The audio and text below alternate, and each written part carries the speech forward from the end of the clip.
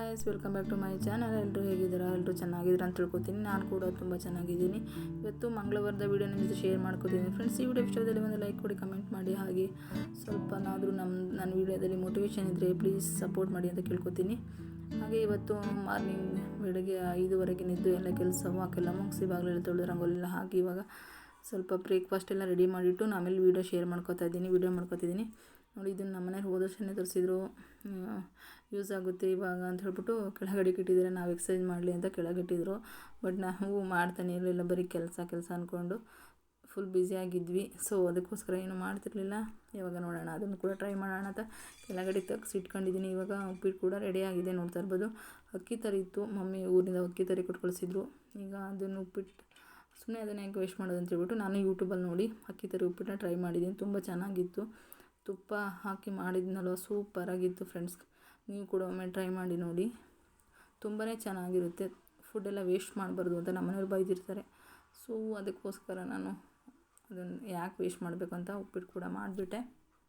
ಹಾಗೆ ನನ್ನ ಜೀವನದಲ್ಲಿ ಆಗೊಂದು ಎಕ್ಸ್ಪೀರಿಯೆನ್ಸ್ ನನ್ನ ಜೊತೆ ಶೇರ್ ಮಾಡ್ಕೊತೀನಿ ಫ್ರೆಂಡ್ಸ್. ಏನು ಗೊತ್ತಾ, ದುಃಖ ಆದಾಗ 1 ಗಂಟೆ ಅಥವಾ 2 ಗಂಟೆ ಮನಸ್ಸಿಗೆ ನೀರಾಳೋವರೆಗೂ ಹೊತ್ಬಿಡಿ, ನಿಜವಾಗ್ಲೂ ಸಮಾಧಾನ ಆಗಿಬಿಡುತ್ತೆ. ನಮ್ಮನೇಲಿ ಅದನ್ನೇ ಹೇಳೋದು, ನಿನಗೆ ಏನಾರ ಮನಸ್ಸಿಗೆ ಬೇಜಾರಾದಾಗ ಅಥವಾ ಯಾರು ನಿನಗೆ ಬೈದಾಗ, ಏನಾರ ಹಂಗಿಸ್ದಾಗ 1 ಗಂಟೆ ಕೂತ್ಕೊಂಡು ಹತ್ಬಿಡು, ಫುಲ್ ರಿಲ್ಯಾಕ್ಸ್ ಆಗಿ ಹೋಗ್ತೀಯಾ ಅಂತ. ನಿಮಗೂ ಇದೇ ಥರ ಆಗಿದೆ ಕಮೆಂಟ್ ಮಾಡಿ. ಹಾಗೆ ಅಷ್ಟೊತ್ತಿಗೆ ನಮ್ಮನೆಯವರು ಮೊಳಕೆ ಕಾಳು ಮಾರೋರು ಬಂದಿದ್ದರು. ಅದನ್ನು ಸ್ವಲ್ಪ ಮೊಳಕೆ ಕಾಳು ತೊಗೊಂಡೆ.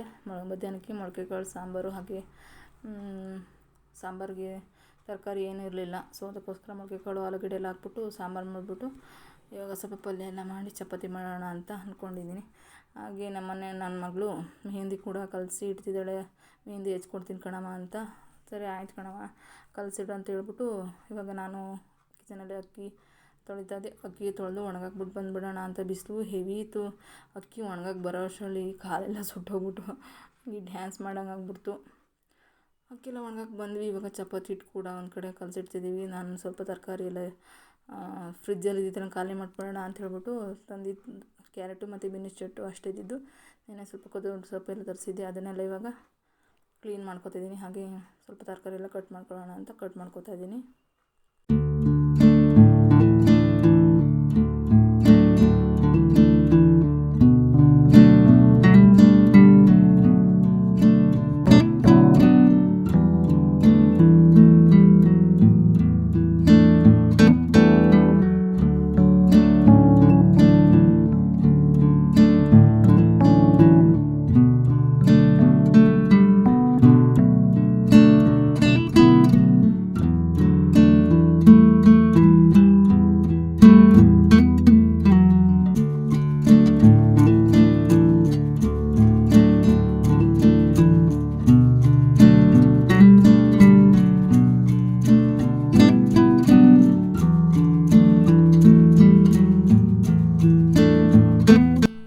ಕಿಚನಿಗೆ ಬಂದು ತರಕಾರಿ ಎಲ್ಲ ಬೇಯಿಸೋಕ್ಕಿಟ್ಟಿದ್ದೀನಿ. ಹಾಗೆ ಒಂದು ಕಡೆ ಪಾತ್ರೆ ಇದೆ, ಅದನ್ನು ಕೂಡ ಇವಾಗ ವಾಶ್ ಮಾಡಬೇಕು.